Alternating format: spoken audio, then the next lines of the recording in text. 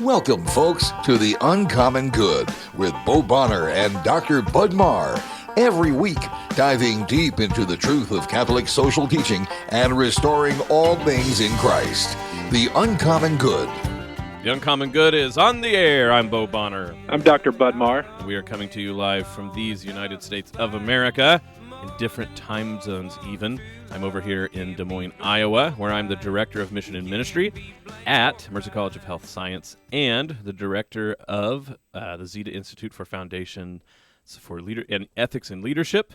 You can reach both of those, mchs.edu and zetainstitute.com. But out there in Pittsburgh, what are you up to? I'm Director of the National Institute for Newman Studies. I like to just say the Newman Institute because the other is sort of a mouthful. Right. And if they can say the Ohio State University, we're all things Newman, and you can find us at newmanstudies.org. NINS. When you start talking to that group enough, people start throwing out NINS. And that makes it sound even cooler, like there's something secret going on. We are joining you from the Mercy One Iowa Catholic studio. It's not Live Up Studio, so yeah, Mercy One Iowa Catholic Radio Studios. Like I said, we're coming here through the miracle of technology. Bud joins us as well. And it's good to have you here on a Wednesday. We love being on the air with all of you so that we can talk about the things that matter in Catholic social teaching. And so, as always, we are brought to you by Cartridge World, 801 73rd Street, Windsor Heights. We've been talking a lot about, of course, the Final Four and everything like that. But it's not just sports, but I figured we'd try to really lay it on thick that there's other things you can do other than sports with Cartridge World, Inc. Yeah, something like Easter cards for family and friends. If you're preparing your Easter recipes, you could use a printing company that meets your needs. Easter recipes, you said that very confidently. What all do you have in mind? I'm thinking about delegating to family members. Oh, okay. So what you're talking about is printing out a chart what other people should do. I think you can buy hams at the store and heat them up. I like that. And if you need to be able to print that note off, Cartridge World. Also brought to you by Mercy College of Health Sciences. We're, of course, having an inauguration today. We have the Mass in the morning that is done. We're going to have the inauguration at 1 o'clock at the Community Choice Center, the big old building downtown over by Wells Fargo. That's at 1 o'clock. And then also many things on April 11th. We have a prayer walk. We're going to have faith and healing speakers, some really great speakers from the Association of Catholic Colleges and Universities, the Mercy Conference for Higher Education, and Mercy One itself. You can look at all of that, mchs.edu. And it's one of the first things we have there to look at the inauguration ceremonies, so that we hope you get out there. But yes, one of our underwriters since the very beginning of the show. We appreciate all that they do. And yeah, Bud, like the good old Pink Floyd song, Wish You Were Here for some of this. Yeah, it'd be great. I think especially the panel discussion this evening, you don't want to miss that. And I've said this on the radio before, but the great thing about Mercy events is you all have really accessible fine parking situations where sometimes you go to an event and the worst part is just like getting there and getting inside. So I highly encourage that. I really think I hear some biographical information about what it's like to find parking in Pittsburgh. Is that what I'm reading from this? Yeah, we're down. We're fairly near downtown, and in Pittsburgh, in big cities how you have to pay for parking, especially downtown. Right. But that tends to kind of lessen the further you go out. Here in Pittsburgh, the parking circle radius is like really wide. You can be in the suburbs and you're still paying for parking. And then in the heart of the city, people just set up cones and trash cans to mark their spot throughout the day, and it can cause some pretty serious disagreements among residents, just the knocking over of the cones. Civil strife because by cone. The closest I saw to what I thought would be imminent civil strife is I was driving on the south side of town and going through the back roads to my house, and I'm not going to name the school, I don't want to get anyone in trouble, but they were having a track meet, and basically everybody parked on the road by the track. And I look up, and who do I see? Car to car. But parking enforcement is writing tickets for like 30 cars. And I was decided I'm getting out of here before there's a full-on riot after this track meet gets over with. Well, whenever my parents have visited, my mom is not a huge fan of Pittsburgh driving, and she's fairly convinced that a city doesn't belong in this terrain. Most cities, they find a nice little valley to park in, but because of the steel industry, it's just cropped up here, and there's rivers and large hills, but we dropped a metropolitan center down inside of it. It's especially funny coming from Omaha. Omaha Oh, heat yeah. about hills has to be a fun conversation. Well, in Omaha, if you have a street address, you can find anything. It's so easy. So Yeah. Okay. Just one more inside baseball then, but easier to find a place Pittsburgh or Durham, Raleigh, North Carolina. I would say Durham. They're both confusing, and in Durham, the big thing to me is that you'll be on a street, and the direction of the street changes 3 or 4 times. Also, it can disappear and reappear, but yes, go ahead. Disappear, or the name changes. So it's tough, but you don't deal with as much in Pittsburgh, it's just crazy. The tunnels, you'll get to an intersection, there's kind of like 4 different turns that you can potentially do. So it can be dicey. Well, you know what? I actually think that's a good metaphor for what we're talking about on the show today. A lot of people think about our modern liberal democracy. They think of things like social contract theory, a lot of how we understand the air we breathe when it comes to the political realities. They really do have their root in a gentleman named Thomas Hobbes, who I think when people will hear what he really thinks would be surprised about what he says is so foundational to the core of our political reality. But we're going to talk about that today because Hobbesianism and social contract theory really do make up the modern world, but also stand against what Catholic social teaching really says about the constitution of society. So it's like a winding Pittsburgh road and finding your directions there. So that's going to come up here in just a few seconds. This is The Uncommon Good. Bo will be back after this to talk about Thomas Hobbes and the foundation of the liberal democratic order. This is The Uncommon Good. Stick around. We'll be back after this. We're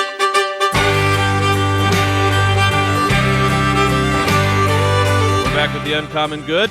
Bo Bonner and Dr. Bud Marr coming to you from Mercy One, Iowa Catholic Radio Studios. Bud, doing okay today? You're going to make it?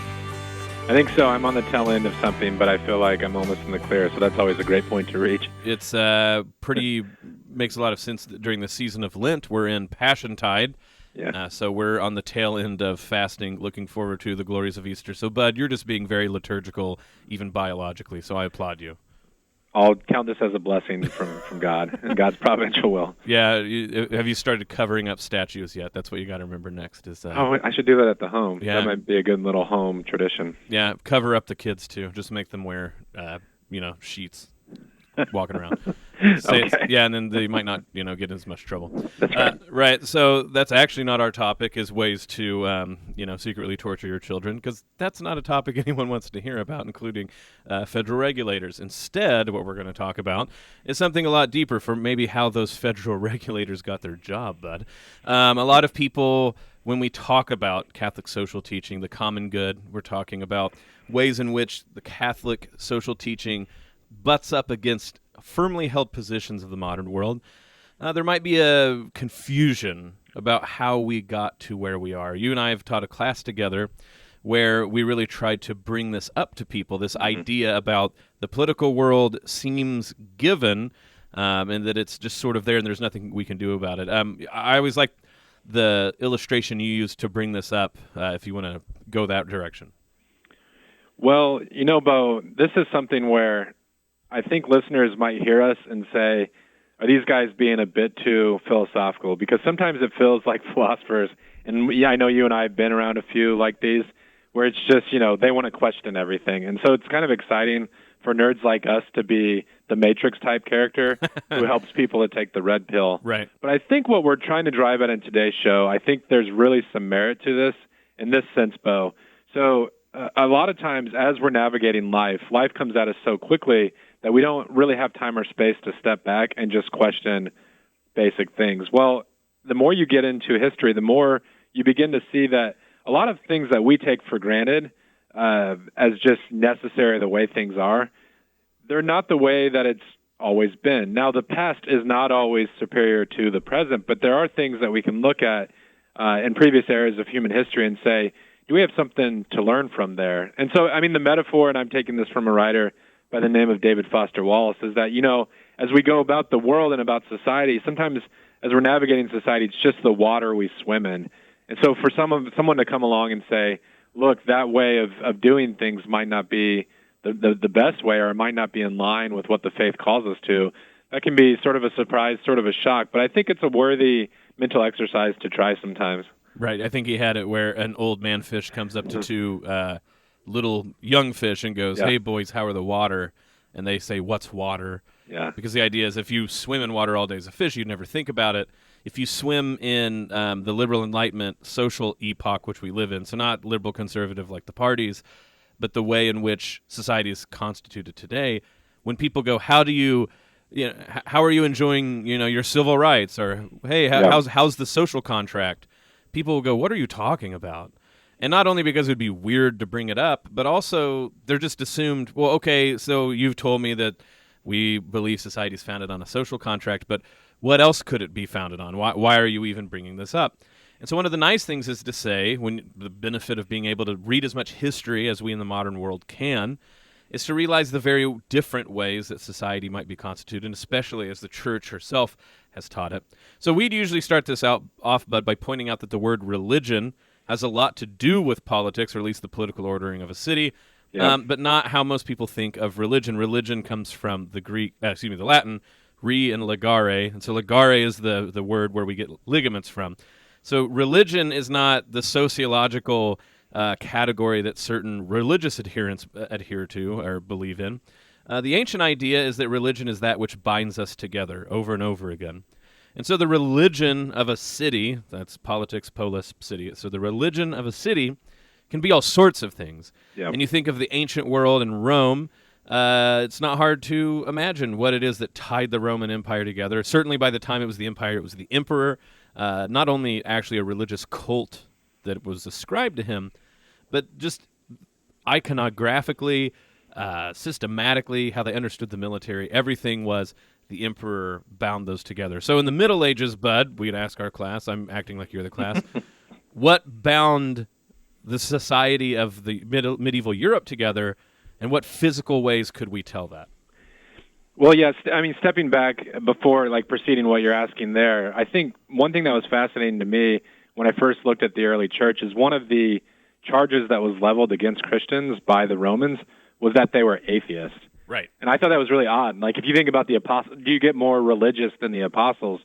But for the Romans, as they looked at the Christian movement, they saw those folks as wanting to step out of, like you're saying, the religio, the activities like temple sacrifice or honor to the emperor that bound people together. And so from the Roman perspective, they were atheists. They were rejecting the religio of the culture. Now, when that all fell apart, especially when we think about barbarian hordes starting to invade parts of the empire, I mean, one really admirable thing about some of the great figures of the 4th and 5th century are that Christians stepped in and kind of by happenstance, in a sense, they weren't saying, let's take over the empire. They were saying, how do we navigate this social order that's dissolving?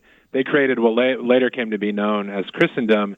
And in that order, really, you'd have to say, this is before the Protestant events, that what bound people together was the Catholic faith. So not in the sense that if you were to step back, if you were to enter a time machine and go back in time and talk to the guy on the street, you might get sort of all sorts of ideas about what people believe. They didn't really think of religion as a set of ideas or propositions that you sign on to.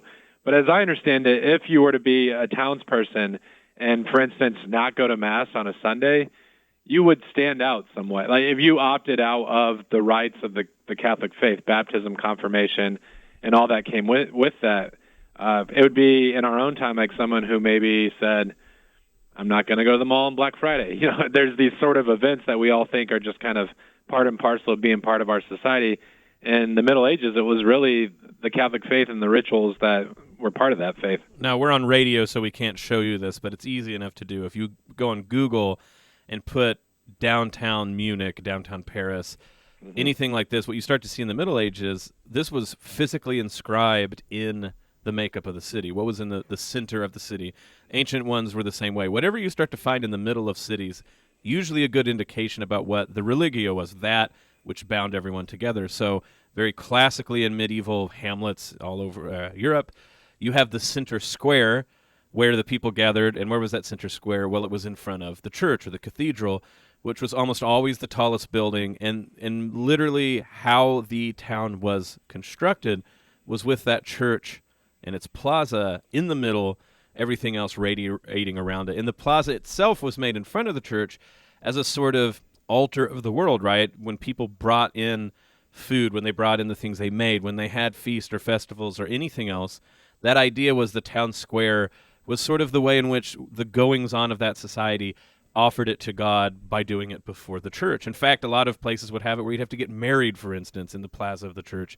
All of these different ideas that they sort of offer them up to God, which then makes us think, Bud, if we're talking about the religio, the religion of modern day, that which binds us together, if we're going to go with the idea of what sits at the downtown of most modern cities, it took our students a little bit to think about it, but inevitably, what did they come up with, which seems to be pretty obvious once you say it? So if you think of major urban centers, especially in the United States, the downtown area is usually dominated by skyscrapers, and those skyscrapers are normally affiliated with, financial institutions, banks, large corporations. Sometimes here in Pittsburgh, when I drive past the skyline, you also notice sports stadiums, which in some ways are modern cathedrals. Like, it's the kind of buildings that we put the most effort into, and that there is a sort of artistic or liturgical element to. Funny enough, oftentimes those are sponsored by banks. So you think of like Bank of America or Wells Fargo Arena or whatever it happens to be. And so you begin to see that at the center of our cultures is really ultimately a dedication to capitalism or profit. One thing that you pointed out to me, Bo, that's really fascinating is in the Middle Ages, when you think about how the town's organized, there's a real precise, order to everything. Right.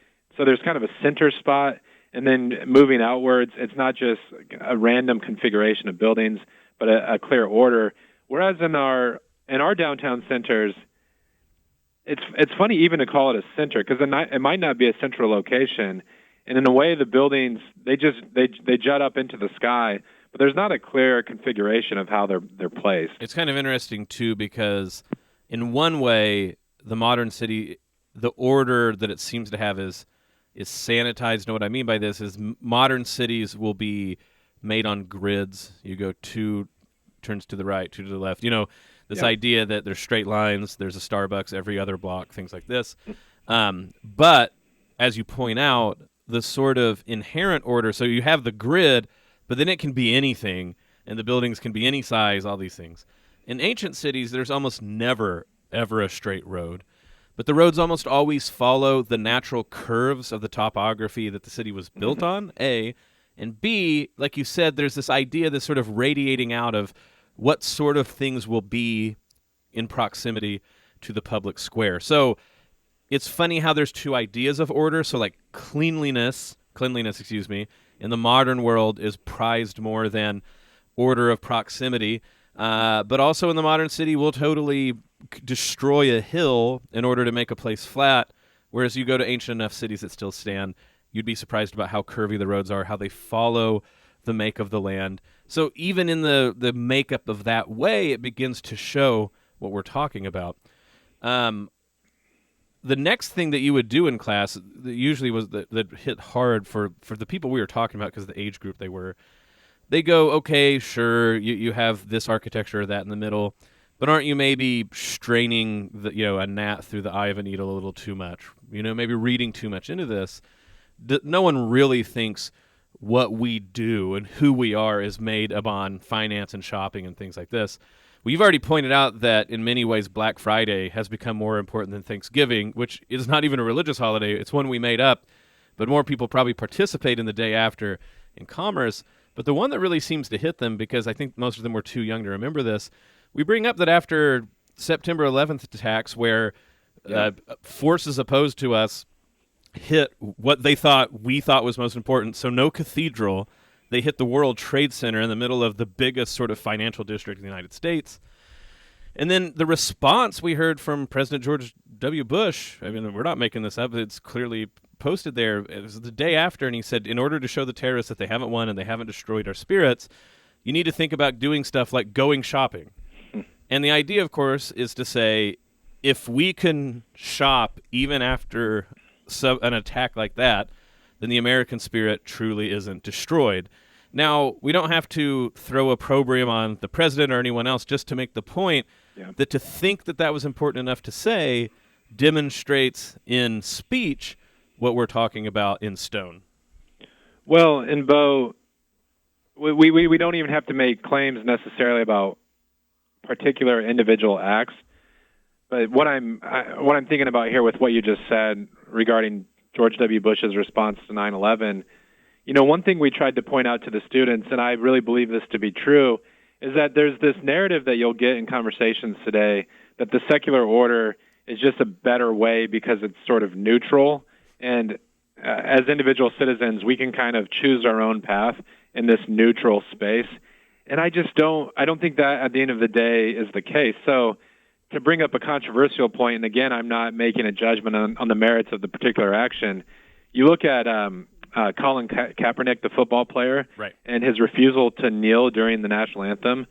I know relatives and friends who his actions made them very angry, and I think part of what's involved there is that we do, like, whatever you want to say about our society, we have to say it's religious because no society cannot be religious. I said that very confusingly. Every society is religious because it's oriented to what it sees as most important. Right. And in our own society, that's the case, and we have ways of reinforcing that. No, and it's like you said, that no one has to think that a full-on liturgy takes place before National Football League games. In order for it to take on the spirit of that sort of thing, there is unified actions that we do, and Colin Kaepernick correctly understood that if he wanted to make people talk about what he thought was needed to be talked about, going from pulpit to pulpit would not have the same immediate effect as doing that in the middle of a football broadcast.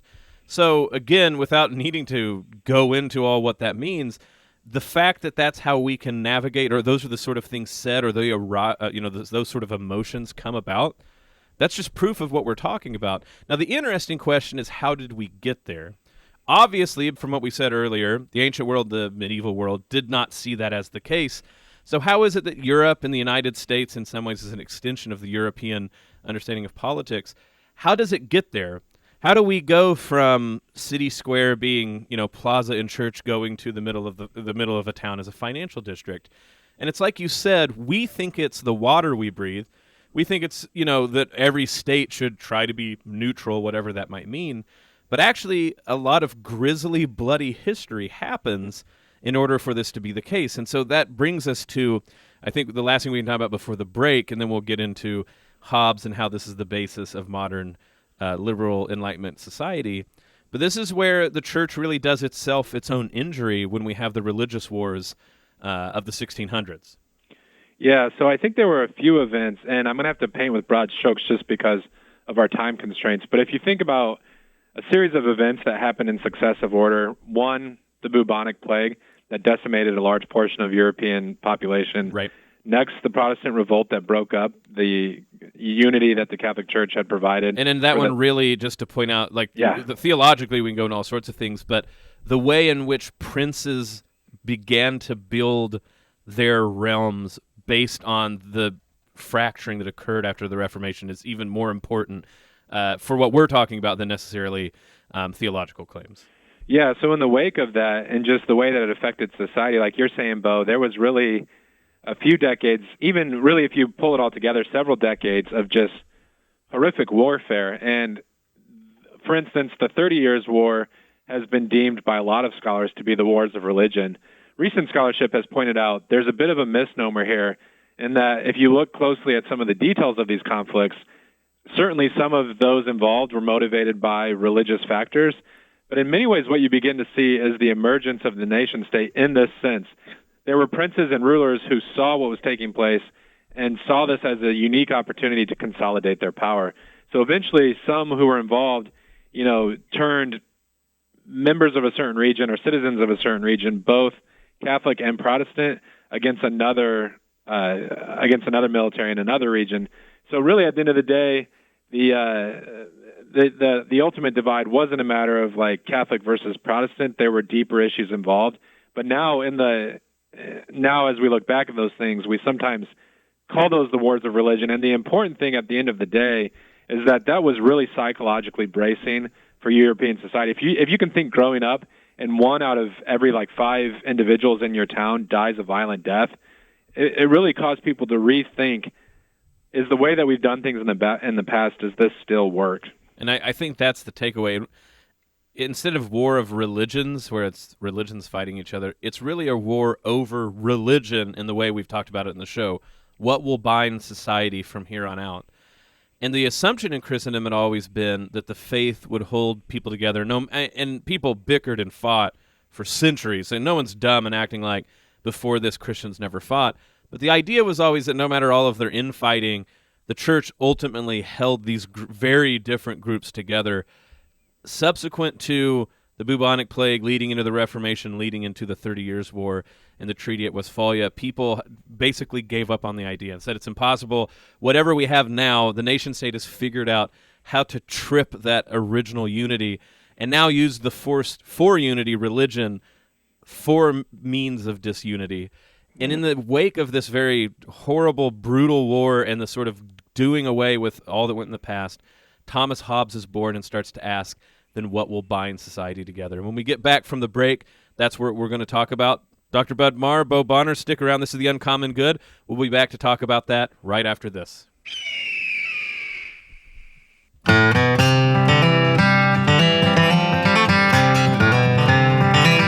Back with The Uncommon Good, Bo Bonner and Dr. Bud Marr. Glad to have you with us. Thanks for sticking around.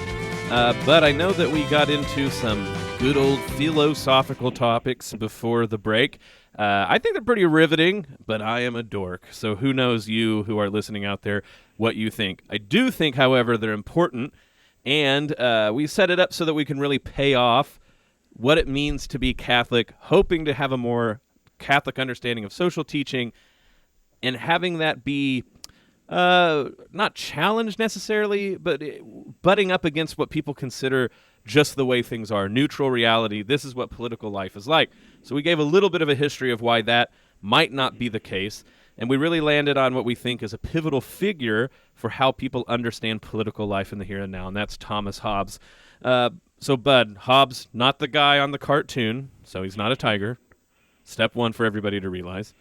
But what would you say is the defining mark of Thomas Hobbes compared to the people that were coming before him talking about the political and social order? So I think with Hobbes, like you said, Bo, he was living through these terrible wars. And you can imagine if you had to navigate that reality through your young adult life. And he was a smart dude. He begins to ask, well, what's the solution to this? Like, how do we find a different way of doing things? And as Hobbes looks across European society, he says if Christianity, if Catholicism can't provide a religio that serves humankind, that provides this kind of security that we all need, what might do the case? And really, at the end of the day, Hobbes proposes a solution that's in many ways antithetical to Christian theology, and it has a lot to do with what he sees about human nature. So Hobbes says when you strip away all the niceties of human society and you look at, especially humanity's distant past, what you see is that nature at the most basic level is, he says, the war of all against all. So really human beings are within the animal kingdom, we devise all sorts of unique ways to do violence to each other, and we're very protective of our own and what we possess. So Hobbes says it's kind of natural for us if someone invades our space or takes some of our possessions to want to seek retaliation. He says that's just not going to work. If we settle into the war of all against all at the state of nature, we're going to, life will be chaotic and anarchic. So what he says is that the solution to this problem is that each of us as individuals gives away our prerogative to do violence and to protect ourselves, and we turn that over to a ruling power. And the name that he gave for this ruling power, which is the title of his most famous book, is Leviathan, who was this ancient sea creature mentioned in the book of Job. There's actually a verse in the book of Job that says, there's no other power on earth that compares with the majesty of Leviathan. And so he says, really, we take our prerogative to violence, we turn it over to the state, and what the state's going to provide for us is not the tranquility of order that the Catholic society had sought, but it just basically polices individual citizens, and so it keeps me, for instance, Bo, stepping on your toes if our own personal definitions of happiness tend to diverge. And that starts to be very important. Happiness as a unified concept that a city in its entirety seeks together no longer is seen as the centerpiece for an understanding of politics. So the idea of a common good, and we have this in the show, this is one of our main topics, goes away. The common good at best is a negative good. It's the good of making sure that we don't all kill each other. So we use violence at the margins in order to create peace. And so ontologically, to use a big nerdy theology and philosophy word, at the level of being, then, human life is violent according to Hobbes. Now, we as Christians believe in original sin, and we say we're prone to it, but at the beginning, it was not that way. We were born for peace and for tranquility. Sin disrupts that, and we might have to even do things like just war to account for evil in the world. But the idea in Catholic thought is we were born in peace, we fell away, but we are returning to peace. Heaven is peace and tranquility, and it is wrought by peace itself and not by violence integrally. So for the Hobbesian order, things are brutal, short, violent, and it is only by using legitimized violence that you can have any peace at all. And this, friends, is what the social contract theory is. We all make a social contract, even though we don't technically do it by the virtue of being born in the society we are. We sign on to the fact that we will give up things that we could do ourselves, primarily violence, but other things as well. And we hand that over to the state, who is the Leviathan, the authority powerful enough to enforce peace through violence. And it's funny because people maybe kind of remember hearing about social contract theory. It plays a huge role in the founding of the United States. It really is talked about in a sort of positive, nice way. Like, who wouldn't want to join a social contract? But it's based in this Hobbesian anthropology, this idea of humanity, that at base we would be no better than the animals, perhaps even worse, unless we all sign up to this contract where we hand over our authority to violently fight back and seek revenge to the state so that there can be peace policed at the border by those who we give, quote, legitimized violence. Yeah, Bo, another way to see this, and you use the word ontology, which is looking at the nature of things or the nature of reality, is to contrast the way that Hobbes talked about things with what we see in Scripture. And so all of us, for the most part, are familiar with the first few chapters of Scripture. And what you see there is that God created things good, and that humanity participated in this original fullness or peace, so that really the horrible parts of life, the kind of terrible evils and violence that we'll inflict against each other, that's a result of humanity turning against God's word. But that's not how things are supposed to be. In some ways, sin or evil is a rip in the fabric of the universe. And the plan of salvation is to restore everything to not only to that original peace, but to a greater peace, so that as humans we're drawn up into the life of God for which we were always destined.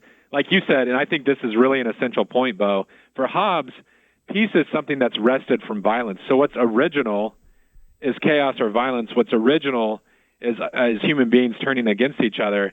And we're not heading towards pleroma. We're not heading towards a fullness that God's promised. But the Leviathan or the powers that be, they can provide.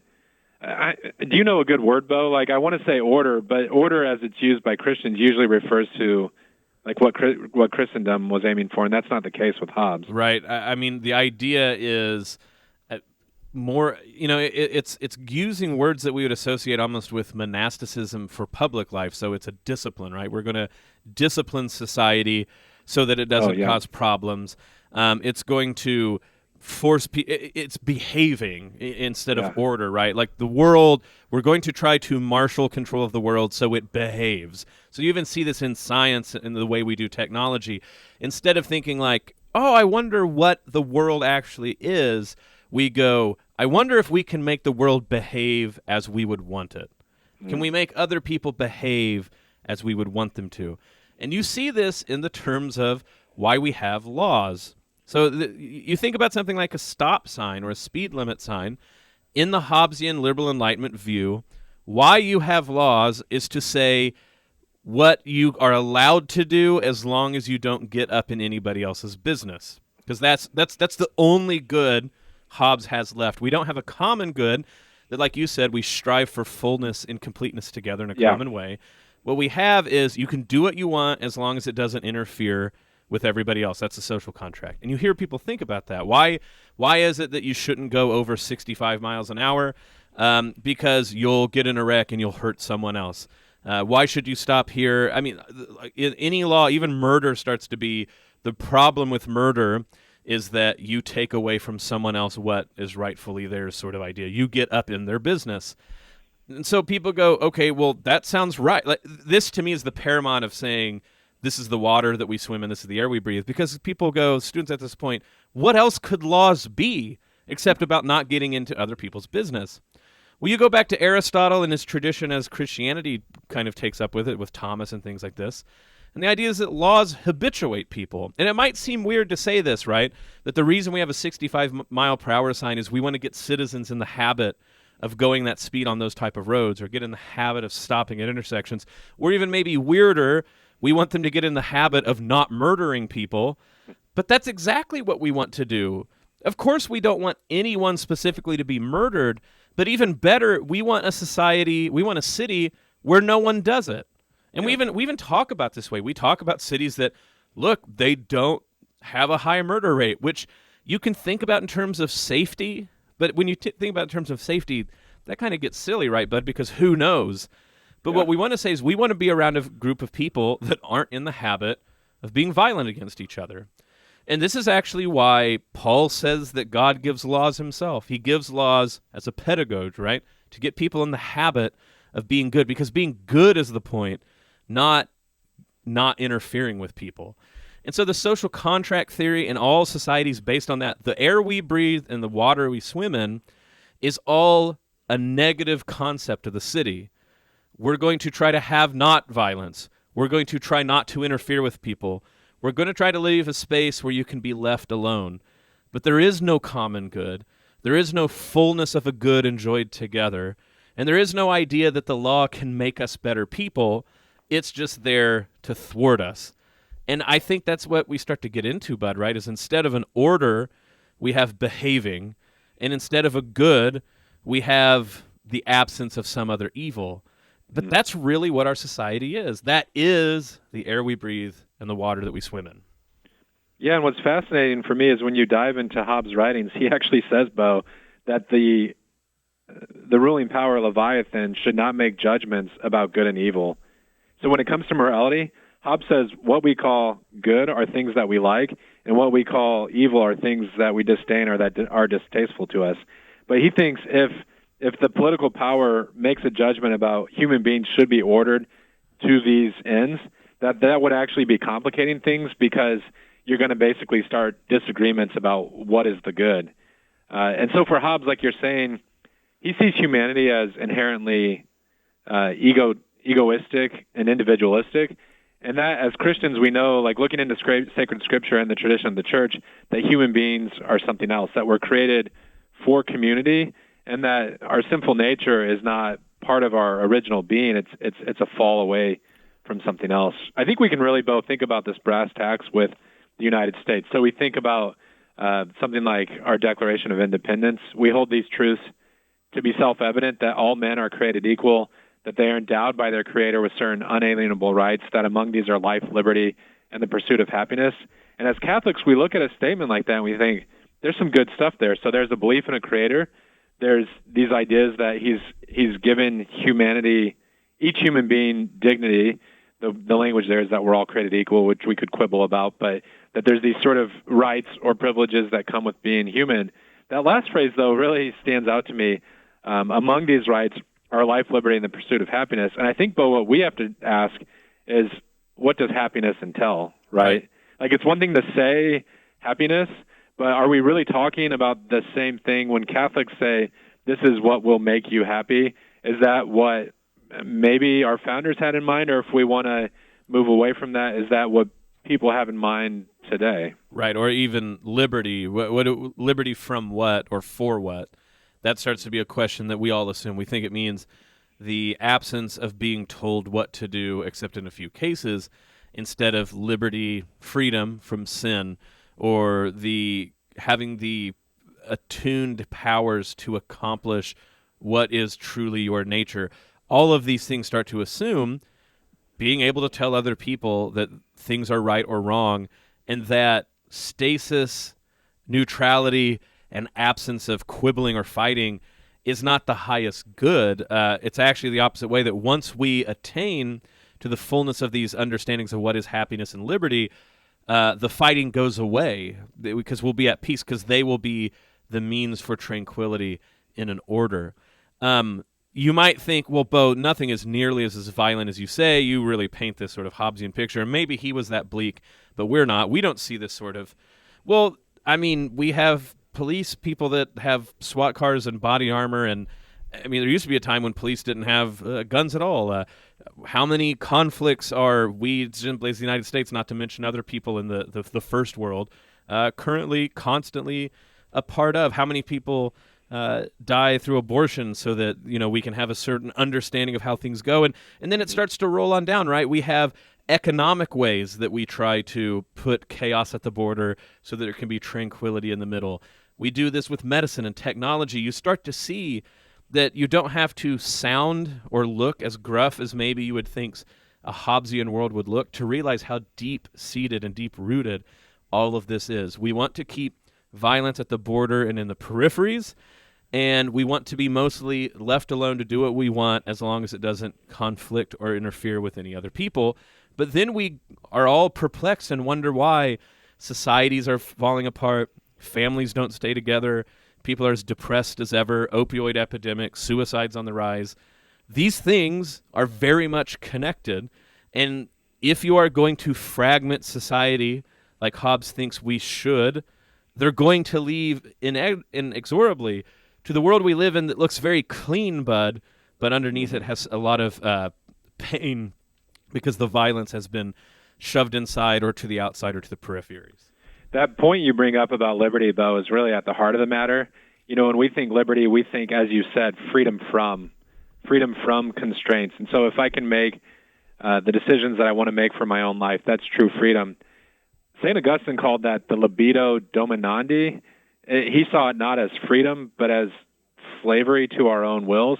And so he liked to talk about freedom for. True freedom is to know and do the good. And as you're saying, this plays out in so many areas of life. So you think about marriage, and a liberal like John Milton, he said marriage is basically like good conversation that, that helps us, alleviate the solitary aspect of life or whatnot. For Christians, this is a lifelong covenant, but we don't see it as constraining our happiness. It's precisely what provides us the freedom to, follow God's commands and to know a love that's deeper than just these passing relationships. You brought up the pro-life issue. We tolerate nearly 1 million abortions each year because of this idea that I want, the pleasure that comes with sexual activity, but not the constraint that comes with raising a child. Now, I'm bringing up, very complex matters and speaking about them in broad strokes, but you can see where Hobbes' idea of freedom as freedom from constraint, how much it's permeated our society, and the kind of social fallout that's taken place in the wake of that. Well, I think something important also that we want to say, again, you can only do so much with an hour show, and we want to really get this in people's mind to think about. But one thing that we're certainly not saying is, man, Christianity had it all figured out, and then Hobbes came and ruined it. Christianity, self-inflicted wound. We did this to ourselves precisely by being enamored with worldly power. And I also want to say that it's completely possible that in a non-Hobbesian world, it looks more violent and that there's more disagreement. I do not deny that in any way. Yeah. What Hobbes does in a certain way is lull us into an idea that things are peaceful, and maybe they're peaceful for us, but not the poor or the marginalized. So on one hand, it makes everything look less violent because we're not suffering it at all, whereas maybe in different orders we kind of share it more broadly. But it also lulls us into an idea where, progress is always within our reach. We don't need grace, but also reform starts to take on, at most, it starts to be social groups fighting about what they think, this neutrality and peace looks like. So you actually see that although we don't have, riots in the streets maybe, but we have the inability for people to dialogue in any sort of way meaningfully about what is at the root of happiness. Mostly because I don't think because of the political world we live in, there is no commonality to be had. It's simply who takes the reign of Leviathan and enforces that on people. So sometimes people go, well, we just need to be polite. And actually, I think politeness, Bud's from Nebraska. I'll have him fight for politeness if he wants to. I think politeness becomes an idol because people get the idea that if we'll just be polite, then we'll listen, we'll change minds. But the actual problem at the very beginning is if you don't think there is a common good to be had, you can be polite as you want to and still think the only thing at play is who has the control of Leviathan and who doesn't. But we have like a minute left, so I don't know if you want to kick anything else off about, we very far-ranging. What would you say people in their faith life can dwell on based on what we said? Well, I feel like a lot of what I'm saying this morning is reiterating points that you've already made, but you mentioned in that last comment, we want to be careful about giving the impression that if things reverted to a Christian social order, that would prevent suffering, or even, it gets really weird when people try to measure up, under which society were there more deaths or more certain kinds of deaths. And that's not what's really at stake here. What's really at stake is what is the good and how do we participate in that. And that's where, both sometimes it might sound like I'm beating a dead horse, but I oftentimes try to go back to the issue or the topic of the liturgy. And, as Christians, sometimes it can feel strange because we live in the already, not yet. We believe and confess that Christ has conquered and that the victory has already been won. But oftentimes, life doesn't feel that way. As we've said on the show before, when we celebrate the Mass and we come together for the Eucharist, that's really a foretaste of the peace that God's going to provide at the end of time. And so really, there are many steps that we could take in helping to transform people's social vision, but let's not forget the gift of the Mass and what it means to participate in that. We won't be able to control a lot of the other factors of life, and perhaps someday Leviathan or a ruler will ask us to compromise our faith. But even in those instances, what Catholics confess about the martyrs is that the martyrs attained the highest level of freedom because they were united or participated in the cross of Christ, which is the only path to the resurrection. I don't think there's a better way to end it. This has been Bo Bonner, Bud Marr for The Uncommon Good. May Jesus Christ, the Prince of Peace, reign in our hearts, our families, our city, our state, the globe, the world, the galaxy, the entire thing, the entire universe. This is The Uncommon Good. We'll be back next week. The Uncommon Good with Bo Bonner and Dr. Bud Marr is heard every week on wonderful Catholic stations like this one, and anytime on podcast. Just search for The Uncommon Good.